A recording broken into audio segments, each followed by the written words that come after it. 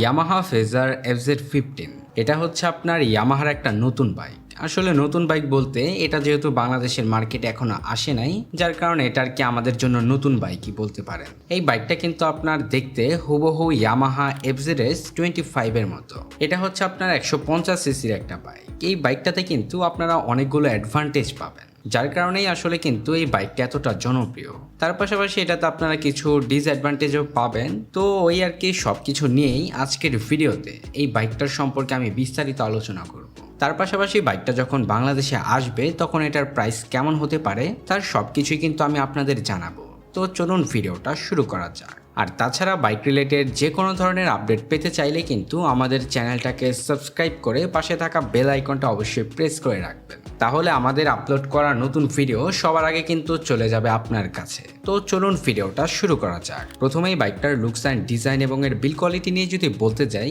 বাইকটা দেখতে তো প্রথমত খুবই প্রিমিয়াম মনে হবে। বাইকটাকে হচ্ছে আপনার মাস্কিউলার বডির সাথে অ্যারো ডাইনামিক শেপে ফুললি নেকেড স্পোর্টি ডিজাইন করা হয়েছে।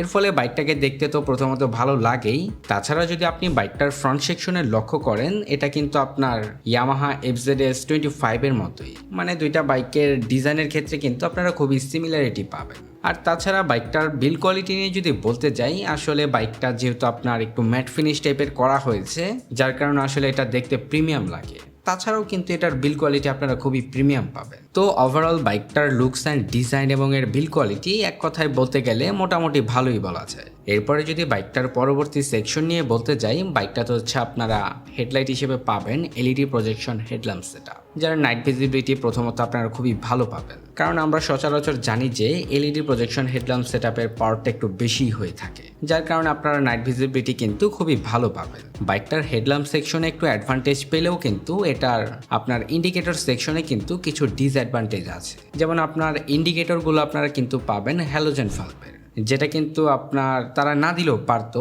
কারণ যেহেতু LED প্রজেকশন হেডল্যাম্প সেটআপ দিয়েছে, তার পাশাপাশি LED ভালভের টেল ল্যাম্পও দিয়েছে, তো সেই ক্ষেত্রে এখানে তারা চাইলে কিন্তু LED ভালভের ইন্ডিকেটরগুলো দিতে পারতো, তাহলে আর কি বাইকটার এই খারাপ দিকটা নিয়ে আসলে আর কথা বলতেই হতো না। তো মোটামুটি বাইকটার এই দিক থেকে যদি বলতে যাই, এখানে আপনারা কিছুটা ডিসঅ্যাডভান্টেজ কিন্তু পাবেন। এরপরে বাইকটার পরবর্তী সেকশন নিয়ে যদি বলতে যাই, আপনার ফ্রন্টে হচ্ছে টেলিস্কোপিক সাসপেনশনের পাশাপাশি পাবেন 100 সেকশনের টিউবলেস টায়ার এবং ব্রেকিং সিস্টেম হিসেবে রয়েছে 282 মিলিমিটারের ডিস্ক ব্রেক। আর তাছাড়া বাইকটার রেয়ার সেকশন নিয়ে যদি বলতে যাই, আপনার রেয়ার হচ্ছে মনোশক সাসপেনশনের পাশাপাশি পাবেন 140 সেকশনের টিউবলেস টায়ার। আর তাছাড়া ব্রেকিং সিস্টেম হিসেবে পাবেন 220 মিলিমিটারের ডিস্ক ব্রেক। বাইকটার ব্রেকিং সিস্টেম নিয়ে যদি বলতে যাই, এখানে হচ্ছে আপনারা single channel ABS braking system পাবেন, যেটা শুনে যদিও ভালো লাগবে, কিন্তু এই বাইকটাকে তারা যেই প্রাইস পয়েন্টে লঞ্চ করা হয়েছে এই বাজেটের একটা বাইক অনুযায়ী এখানে আপনার ডুয়েল চ্যানেল ABS কিন্তু দেওয়া উচিত ছিল, কারণ আমরা হচ্ছে এর থেকেও কম প্রাইসের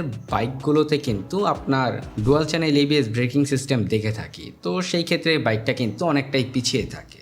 এটা আসলে তাদের পরিবর্তন করা অবশ্যই উচিত ছিল, মানে এখানে তারা যদি ডুয়াল চ্যানেল ABS দিত তাহলে আমার মনে হয় আরও বেশি ভালো হতো। এরপরে বাইকটার পরবর্তী সেকশন নিয়ে যদি বলতে যাই, বাইকটা তো হচ্ছে আপনারা সিঙ্গেল পার্ট হ্যান্ডেলবারের সাথে ফুললি ডিজিটাল স্পিডোমিটার পাবেন। আসলে ডিজিটাল স্পিডোমিটার কি বলবো, এটা দেখলে কিন্তু আপনার একটা ক্যালকুলেটর মনে হয়, মানে এতটাই ছোট যেটা দেখতে কিন্তু খুবই বাজে লাগে। এখানে তারা কিন্তু চাইলে একটা TFT স্পিডোমিটার দিতে পারতো, তাহলে আর কি এই বাইকটা আরও বেশি জনপ্রিয় হতো। আর তার পাশাপাশি TFT স্পিডোমিটার কিন্তু আপনারা সকল ফিচারগুলো পাবেন, যেটা আসলে এইটার মধ্যে আবার নেই। তো বাইকটাতে আপনার তারা স্পিডোমিটারে চাইলে কিন্তু পরিবর্তন করতে পারতো।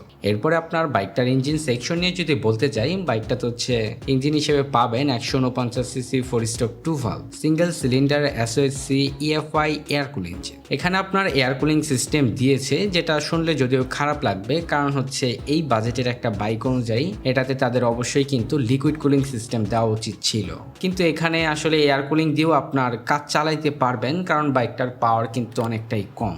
এখানে আসলে যে পাওয়ারটা আপনারা পাবেন সেটা হচ্ছে 125 সিসি একটা বাইকের ক্ষেত্রে যতটুকু পাওয়ার দিয়ে থাকে, এটাতেও আপনারা কিন্তু প্রায় সেম পাওয়ারই পাবেন। এই বাইকটার পাওয়ার এফিসিয়েন্সি নিয়ে যদি বলতে যাই, বাইকটা হচ্ছে আপনার ম্যাক্সিমাম পাওয়ার প্রডিউস করে 12.2 bhp আর 7500 rpm। আর তাছাড়া আপনার বাইকটা ম্যাক্সিমাম টর্ক উৎপন্ন করে 12.7 নিউট্রাল মিটার at 6000 rpm। এর ফলে বাইকটা থেকে হচ্ছে আপনারা টপ স্পিড পাবেন অ্যারাউন্ড 115 কিলোমিটারের আশেপাশে। আর বাইকটা থেকে আপনার মাইলেজের কথা যদি বলি, এখান থেকে আপনারা মাইলেজ পাবেন অ্যারাউন্ড 50 থেকে 55 কিলোমিটারের আশেপাশে। আর তাছাড়া হচ্ছে আপনার বাইকটার স্পিডকে মেনটেন করার জন্য এটাতে কিন্তু আপনারা পাবেন 5 স্পিড গিয়ারবক্স। তো মোটামুটি বাইকটার ফুল স্পেসিফিকেশন সম্পর্কে তো আপনাদের একটা ধারণা দিলামই। এখন যদি এটার প্রাইস নিয়ে বলি, বাইকটা আপনার যখন বাংলাদেশে আসবে তখন এটার প্রাইস হবে অ্যারাউন্ড 3,50,000 থেকে 3,70,000 টাকার আশেপাশে। বাইকটা যদিও আর কি আপনার বাংলাদেশে আসে নাই, কিন্তু এটা বাংলাদেশে আসার সম্ভাবনা আছে। তো আজকের ভিডিওটা এই পর্যন্তই। ভিডিওটা যদি ভালো লেগে থাকে তাহলে লাইক, কমেন্ট, শেয়ার, সাবস্ক্রাইব করে আমাদের পাশেই থাকবেন।